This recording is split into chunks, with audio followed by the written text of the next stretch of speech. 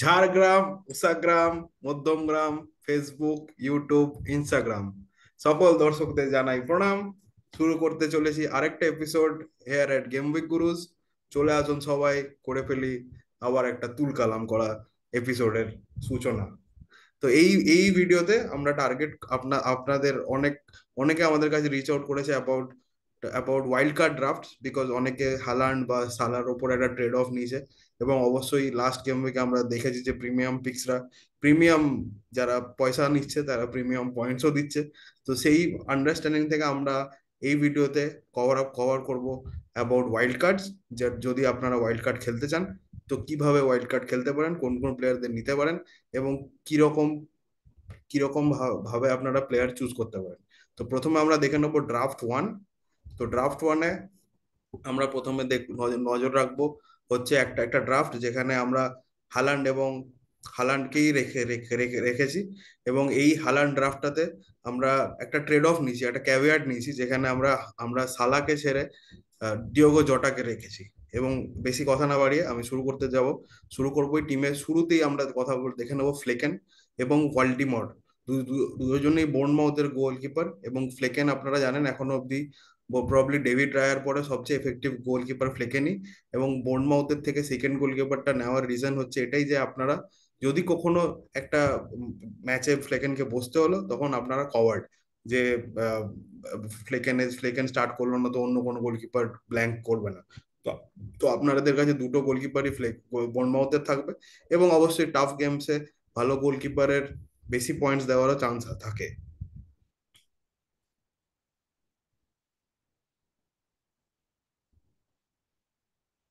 এরপরে চলে আসবো নেক্সট আমরা ডিফেন্ডার্স এর ধারে।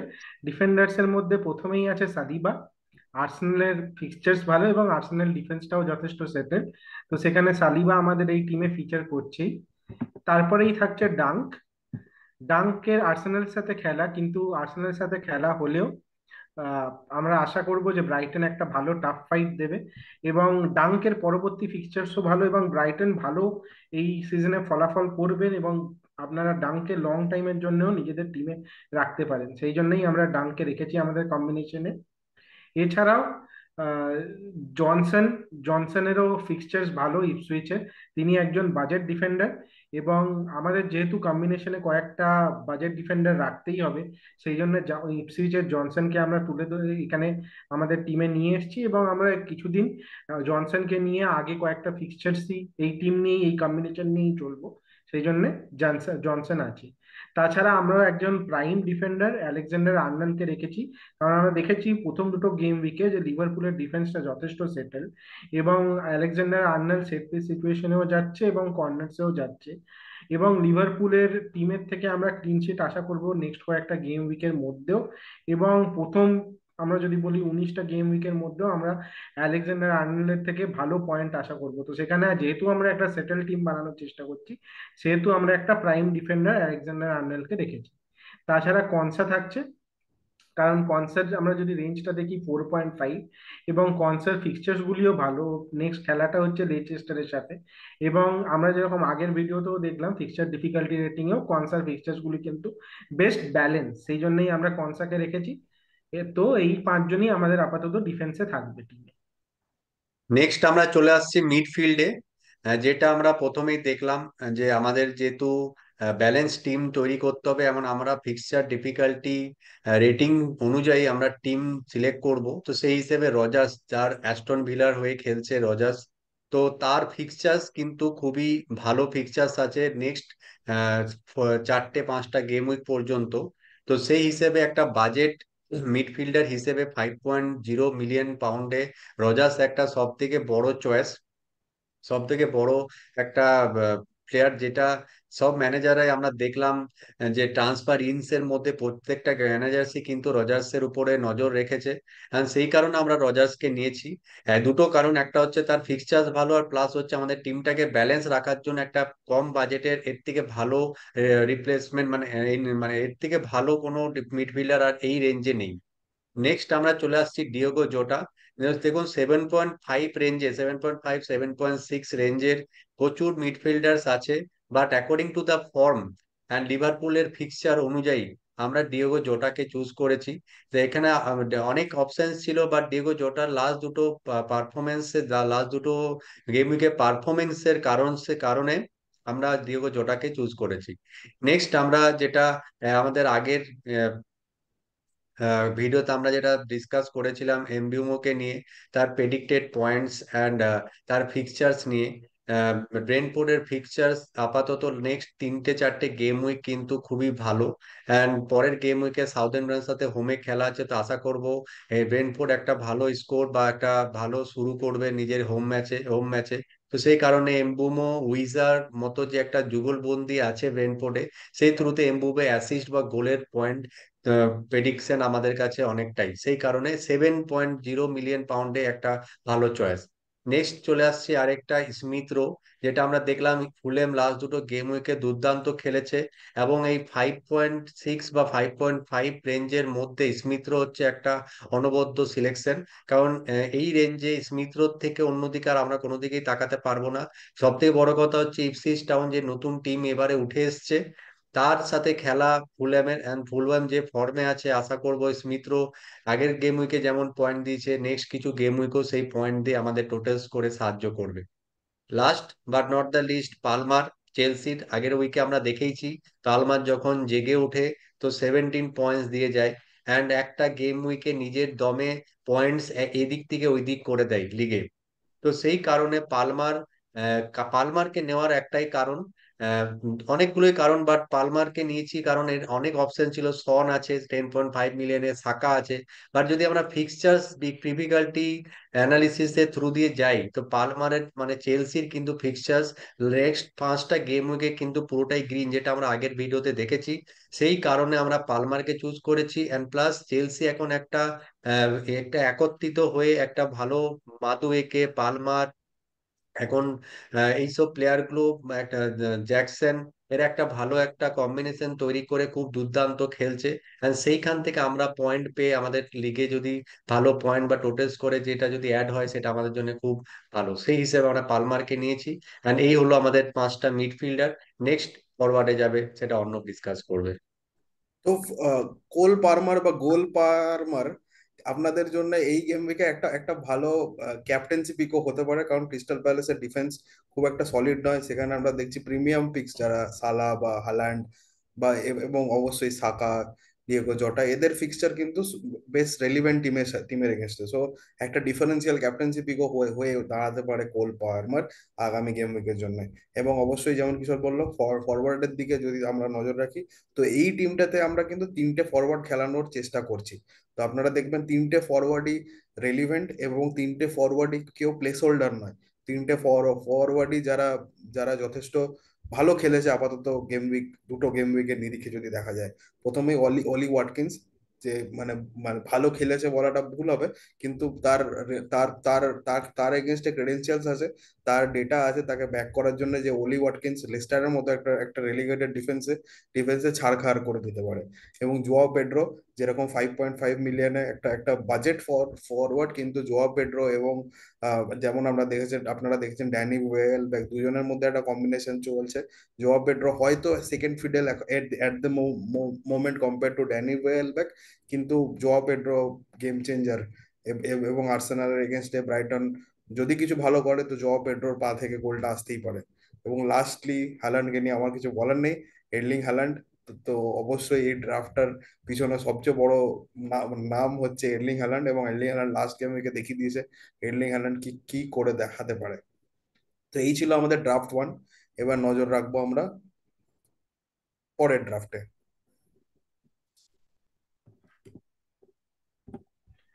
পরের টিমে আমরা প্রথমেই দেখে নেব যেই দুজন গোলকিপার মার্টিনেজ। আমরা অলরেডি জানি ওয়ার্ল্ড কাপ উইনিং কিপার, এবং তার কি সেই অসাধারণ সেই পারফরমেন্স। তো সেখানে আমরা মার্টিনেজ থেকে পরবর্তী অনেক কটা গেম উইকেই ভালো ভালো পারফরমেন্স আশা করব। এবং আমরা দেখেছি পেনাল্টি সেভের ক্ষেত্রেও তিনি খুবই দক্ষ একজন গোলকিপার। তো মার্টিনেজের ধারে আমরা গেছি এই কম্বিনেশনের মধ্যে, এবং মার্টিনেজকে আমরা আমাদের গোলকিপার হিসেবে রেখেছি। তাছাড়াও ওয়ার্ড আছে টিমে, তো ওয়ার্ড মেবি আমাদের ব্যাকআপ কিপার হিসেবে থাকবে, মার্টিনেজি আমাদের মেন কিপার হিসেবে থাকবে। নেক্সট আমরা চলে আসছি ডিফেন্ডার্স এর মধ্যে। এই এই ড্রাফটে আমরা কিছু বাজেট ডিফেন্ডার্স এর সিলেক্ট করেছি, 5টা যে ডিফেন্ডার সিলেক্ট করেছি সেখানে কোনো প্রিমিয়াম ডিফেন্ডার সিলেক্ট করিনি। এটাই কারণ হচ্ছে সেই প্রাইসটা আমরা মিডফিল্ডে এবং ফরওয়ার্ডে ইউজ করেছি। তো এইবারে যে বাজেট ডিফেন্ডার, যেটা আমরা আগে কিছু ভিডিওতে আমরা ডিসকাস করেছিলাম, যে বাজেট ডিফেন্ডার্স এর লিস্টে যেগুলো ভালো চয়েস, তাদের ফিক্সচার্স ভালো, সেটার মধ্যে অনবদ্য একটা নাম হচ্ছে রবিনসন, ফুলহ্যামের প্লেয়ার, অ্যান্ড তার ফিক্সচার্স দারুণ। অ্যান্ড তিনি লাস্ট দুটো গেম উইকে তার দুর্দান্ত খেলা দেখিয়েছে। অ্যান্ড আমরা এটা এক্সপেক্ট করবো নেক্সট কিছু গেম উইকে তার গেম আরো ভালো হতে থাকবে, অ্যান্ড ফুলহ্যামকে আরো পয়েন্ট, আরো গোল করে বা অ্যাসিস্ট করে, ট্যাকেল করে, বিভিন্ন বোনাস পয়েন্টের থ্রু দিয়েও পয়েন্ট আমাদেরকে দিতে পারবে এপিএল এ। সেখানে রবিনসন হচ্ছে ফার্স্ট চয়েস। নেক্সট হচ্ছে মাজরাউ। তিনি ম্যানচেস্টার ইউনাইটেডের এক দক্ষ ডিফেন্ডার, নতুন ডিফেন্ডার। তার লাস্ট দুটো, ফার্স্ট গেম উইকে তো অনবদ্য একটা পারফরমেন্স দিয়েছিল, বাট লাস্ট গেম উইকেও ম্যানচেস্টার হেরে গেল, তার পারফরমেন্সে কিন্তু খুবই দারুণ ছিল, সেখানে উনি বোনাস পয়েন্টও পেয়েছিলেন। তো সেই কারণে 4.5 রেঞ্জে ম্যানচেস্টার ইউনাইটেডের ফিক্সচার যথারীতি মিডিয়াম ফিক্সচার আছে। এই নেক্সট গেম উইকে লিভারপুলের সাথে হোমে ম্যাচ আছে, বাট তাছাড়া ফিক্সচার কম্পারেটিভলি ইজি, তো সেই কারণে আমরা মাজরাউকে আমরা রেখেছি। নেক্সট হচ্ছে আয়না। তারও খুব ভালো পারফরমেন্স লাস্ট কিছু গেম উইকে আমরা দেখেছি। তো আর কিন্তু ফিউচার কিছু গেম উইকসেও তার ফিক্সচার্স কিন্তু যথারীতি কম্পারেটিভলি মিডিয়াম বলবো, খুব একটা ইজিও নয়, ডিফিকাল্টও নয়। বাট এই রেঞ্জে আয়নার যে দক্ষতা, সেই দক্ষতা রিলেটেড অন্য কোনো ডিফেন্ডারের জায়গায় এই আয়নাকে ছাড়া আর আমরা কোথাও দেখতে পাচ্ছিলাম না, সেই কারণে আমরা আয়নাকে রেখেছি। নেক্সট আসছে ভান্ডেবার্ট। তিনি স্পার্সের একটা মিড রেঞ্জ বাজেট রেঞ্জের একটা ডিফেন্ডার, 4.5 মিলিয়ন পাউন্ডের। তো ইনি প্রত্যেকটা ম্যাচে স্টার্ট করছেন, অ্যান্ড স্পার্সের হয়ে ভালো পারফরমেন্স দিচ্ছেন অবশ্যই। অ্যান্ড যেহেতু তার গোল, অ্যাসিস্ট বা ট্যাকেল পয়েন্ট, বোনাস পয়েন্টের থ্রুতে আমরা কিছু পয়েন্টও পেতে পারি। এবং স্পার্স একটা বড় টিম, তার সাথে যেমন পেড্রো পোরো আছে তাকে হেল্প করার জন্য, তিনিও ভালো একটা কম্বিনেশন করেছে স্পার্সের মধ্যে। তো সেই কারণে আমরা স্পার্সের এই ডিফেন্ডারকে নিয়ে টিমে নিয়েছি। লাস্ট হচ্ছে ফাইস। 4.0 মিলিয়নে আমরা প্রথম গেম উইকেই বলেছিলাম ফাইস একটা নজর কাড়া প্লেয়ার। এই বাজেট রেঞ্জের মধ্যে এই প্লেয়ারের পারফরমেন্স খুবই ভালো, অ্যান্ড এই প্লেয়ারের অনেক দক্ষতা, তিনি অ্যাসিস্টও দেন প্লাস হেডও দেন। তো সেই কারণে আমাদের স্কোর করার, পয়েন্ট স্কোর করার চান্সেস অনেকটাই বেড়ে যায়। কারণ আগের বারের ভিডিওতে আমরা এটাও দেখেছিলাম যে গোল গোল ইনভলভমেন্ট, এক্সজিআই ফাইজের যথারীতি ওই ডিফেন্ডার বাজেটের মধ্যে কিন্তু হাইয়ের মধ্যে ছিল। তো সেই কারণে আমরা ফায়েজকে এই টিমে নিয়েছি। তো যদি আপনারা আপনারা মনে করছেন যে একই রকম ডিফেন্স, এ তো ছাড়কার হয়ে যাবে, তো আপনাদের তো নজর রাখতে হবে আমাদের মিডফিল্ডে। এই মিডফিল্ড কিন্তু স্টারের মিডফিল্ড, স্বপ্নের মিডফিল্ড, সোনার মিডফিল্ড।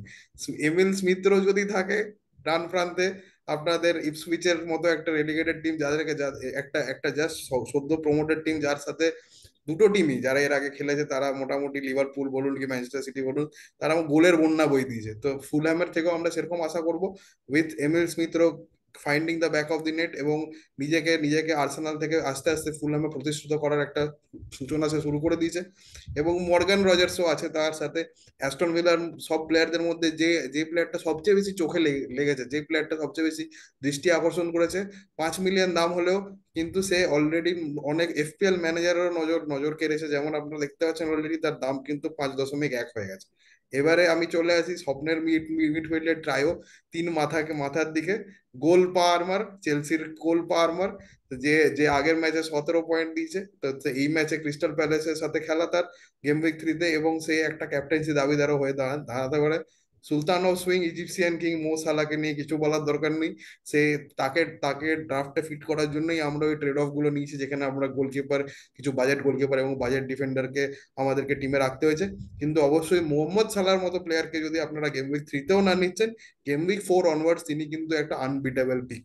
এবং last but not the least, English English English left winger, right winger Bukayo Saka, যে 10 মিলিয়ন দামে এবং অবশ্যই একটা কনসিস্টেন্ট রেজাল্ট দিয়েছে এখনো অব্দি, in the premier league, or the fantasy premier league perspective.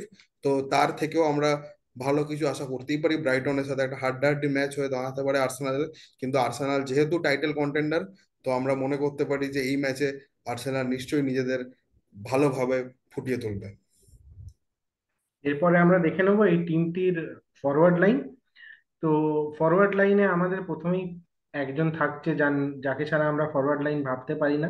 পরবর্তী যদি আমরা উম, পরবর্তী যদি নেক্সট 17টা গেম উইকের জন্য আমরা একজন ফরওয়ার্ডকে টিমে পার্মানেন্ট হিসাবে রাখতে চাই, তো সেটা হ্যালান্ড ফার্স্ট নেম হবে। এবং হ্যালান্ড এই টিমে থাকবেই। এবং হ্যালান্ড টিমে থাকা মানে তাকে অনেক আপনারা গেম উইকে ক্যাপ্টেনও করতে পারবেন। সেই জন্য হ্যালান্ড আমাদের ফার্স্ট চয়েস ফরওয়ার্ড থাকছে। তারপরেই আমাদের ফরওয়ার্ড হবে জও পেড্রো। আমরা যেই 4জন প্লেয়ারের নিয়ে ব্রাইটনের সবসময় কথা বলছি, তাদের মধ্যে জও পেড্রোর নামটাও বারবার উঠে আসছে, এবং তিনি আগের গেম উইকে অলরেডি ম্যানচেস্টার ইউনাইটেডের সাথে গোল করেছেন, এবং তিনি লাস্ট কয়েকটা সিজন ধরেই ইপিএল এ ভালো পারফর্ম করে আসছে। তো সেই জন্য জও পেড্রো আমাদের টিমে চান্স পাবে অ্যাজ আ ফরওয়ার্ড। এছাড়া যেই প্লেয়ারটা আমাদের আছে জেবিসন বর্নমাউথের, যদিও তিনি খুব একটা মিনিটস এখন অব্দি খেলেনি, কিন্তু তিনি 2 মিনিটেই মাঠে নেমেছিলেন। টোটাল হয়তো তার মিনিটস 20 থেকে 25 মিনিট তিনি খেলেছেন এখন অব্দি। কিন্তু যেহেতু আমরা একটা এত ভালো একটা সোনার মিডফিল্ড বানিয়েছি, যেরকম আমরা বললাম যে মিডফিল্ডটাকে আপনারা নেক্সট 17টা কেন, নেক্সট 30টা গেম উইকও আপনারা যদি ধরে রাখতে পারেন, আপনারা বেশ ভালো পয়েন্ট পাবেন। তো এমনি একটা মিডফিল্ড বানানোর জন্য আমাদেরকে তো কিছু ট্রেড অফ করতেই হবে। তো সেই জন্য আমাদের জেবিসন বোনমাউথের থার্ড ফরওয়ার্ড হিসেবে থাকছে। এছাড়াও আমি বলতে চাইবো যে এই গেম উইকে তো অবশ্যই অনেক ম্যানেজাররা হালান্ড সালা তো চয়েস থাকবেই, তাছাড়া পালমার বা সাকার ধারেও অনেকে দেখবে।